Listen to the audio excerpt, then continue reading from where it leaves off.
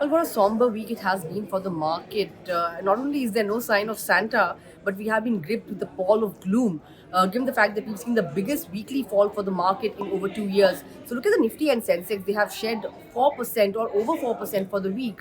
And if you look at today's action, the Nifty has broken below the crucial support level of 23,600 as well.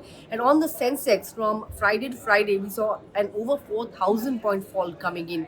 Look at the broad end of the markets; even they saw sharp cuts today. So you had the Nifty's mid cap index shedding around 2.5% or so in today's session. And for the week, the mid cap index is down 4% or thereabouts. In terms of sectors, banks have been beaten black and blue, given the fact that the index has broken below that 51,000 mark. And for the week, the Nifty Bank index is down 5% or so. Look at the Nifty PSU Bank as well as metal indices. Both of them have shed in excess of 6% for the week. In terms of gainers, today, the list was very slim, but it was dominated by the likes of Dr. Reddy's and Nestle. On the flip side, 48 out of 50 Nifty stocks have given negative returns this week. And today's action, the top losers were the likes of Tech Mahindra and Trent.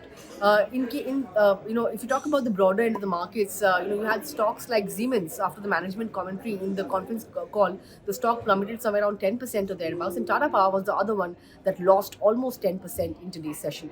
That was all about today's market action. For more news and updates, stay tuned to Money.